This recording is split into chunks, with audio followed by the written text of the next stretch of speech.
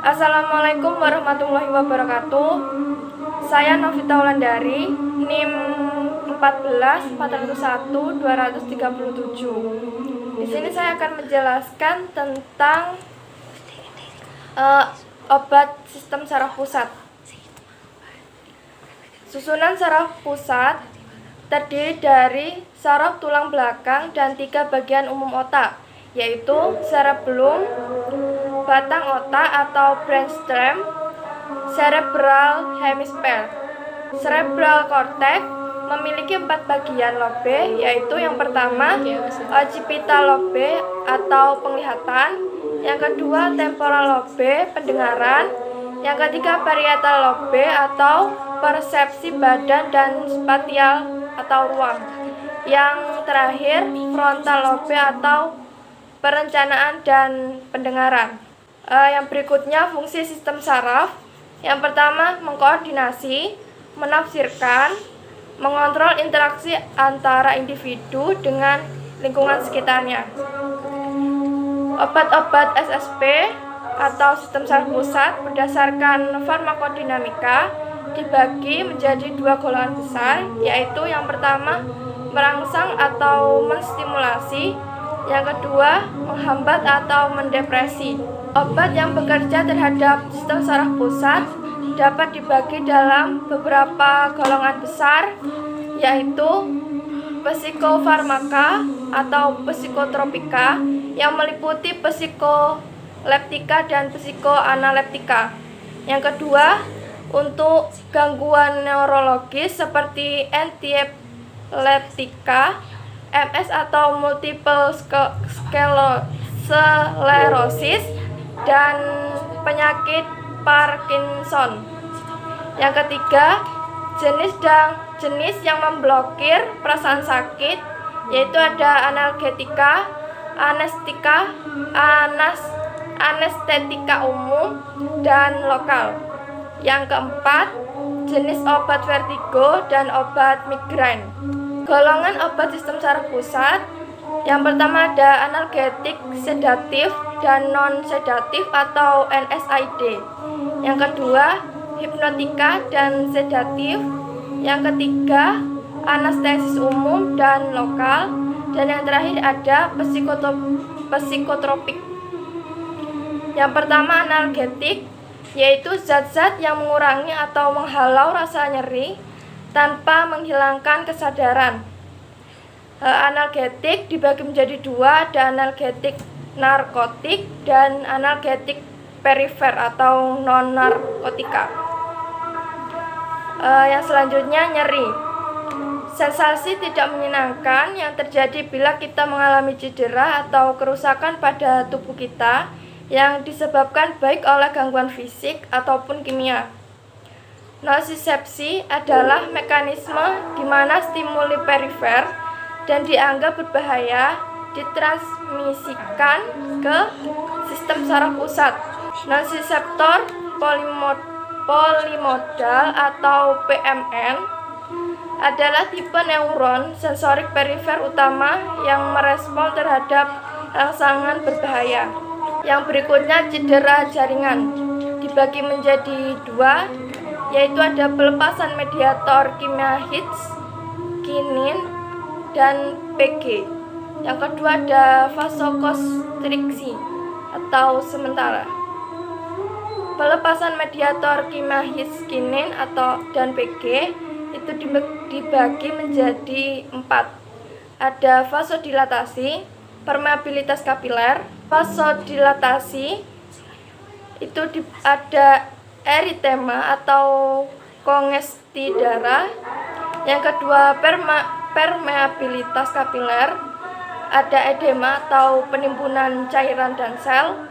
Yang ketiga nyeri. Nyeri itu ada di saraf dan bengkak. Yang keempat ada demam, yaitu panas atau vasodilatasi.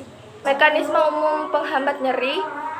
Yang pertama ada merintangi terbentuknya rangsangan pada reseptor nyeri perifer dengan analgetik perifer. Yang kedua, merintangi penyaluran rangsangan di saraf-saraf sensor. Yang ketiga ada blokade pusat nyeri di susunan saraf pusat dengan analgetik sentral. Berikutnya ada analgetik opioid atau narkotik, disebut juga opioida atau mirip opiat, adalah zat yang bekerja terhadap reseptor opioid khas di susunan saraf pusat. Tubuh dapat mensintesa zat-zat opioidnya sendiri, yakni zat endorfin atau kelompok polipeptida endogen yang terdapat di cairan cerebrospinal. Berdasarkan kerjanya dapat digolongkan ada 3: agonis opiat, antagonis opiat, dan kombinasi. Reseptor opioid, reseptor yang dianggap bertanggung jawab untuk sebagian besar efek analgesit opioid dan untuk beberapa efek yang tidak diinginkan yang besar. Reseptor berperan pada saraf perifer. Reseptor berkontribusi terhadap analgesia pada tingkat sepinal dan dapat menimbulkan sedasi dan disporia. Contoh morfin yaitu efek terhadap sistem saraf pusat. Yang pertama ada analgesia yang meningkatkan toleransi terhadap rasa sakit. Berikutnya antagonis opioid. Antagonis murni termasuk naloxon dan naltrexon. Naloxon tidak mempengaruhi ambang nyeri, digunakan untuk mengobati overdosis opioid atau untuk meningkatkan pernafasan pada bayi baru lahir.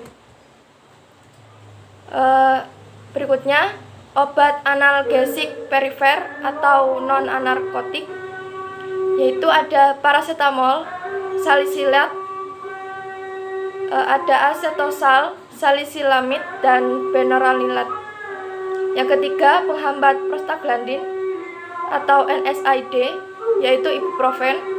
Yang keempat derivat-derivat pirazolinon, yaitu aminofenazon. Yang kelima ada derivat-derivat antranilat, yaitu mefenaminat, dan ada benzidamin. Penggunaan yang pertama efek analgenik, yaitu meringankan atau menghilangkan rasa nyeri.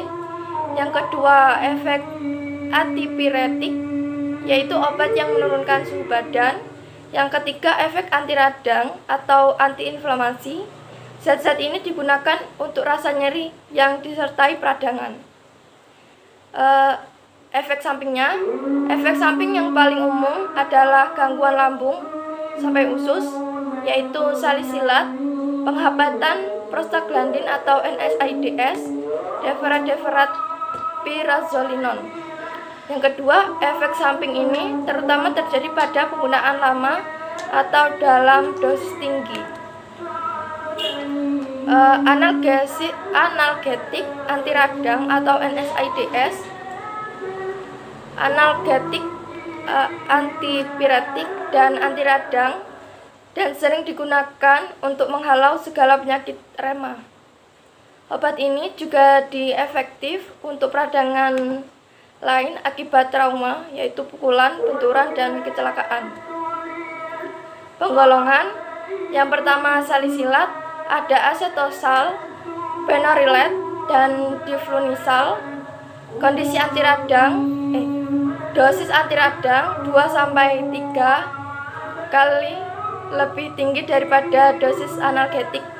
Yang kedua asetat, ada diklofenak, alklofenak, indomestasin, sulikadik, alklofenak. Jarang digunakan lagi karena menimbulkan reaksi kulit.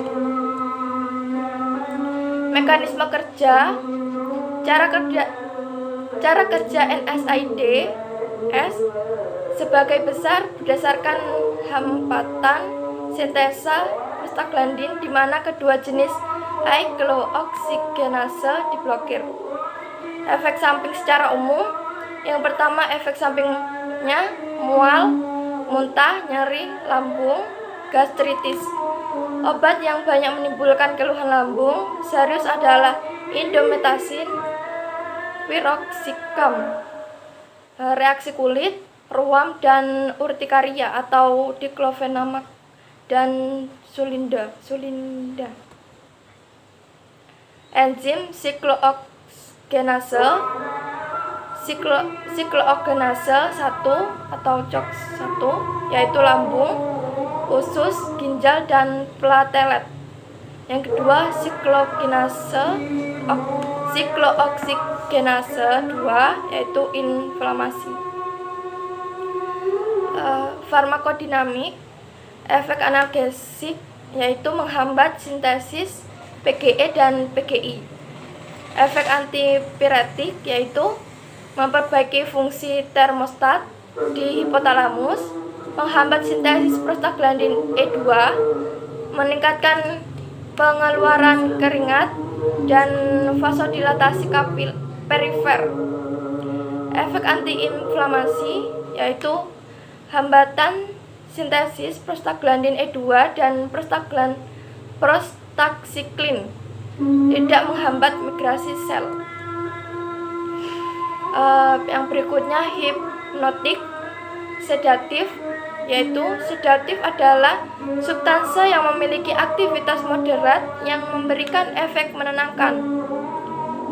Hipnotik adalah substansi yang dapat memberikan efek mengantuk dan yang dapat memberikan onset serta mempertahankan tidur. Klasifikasi obat hipnotik sedatif yaitu ada benzodiazepin, barbiturat, dan golongan obat non-barbiturat non-benzodiazepin. Terima kasih. Cukup sekian yang dapat saya sampaikan.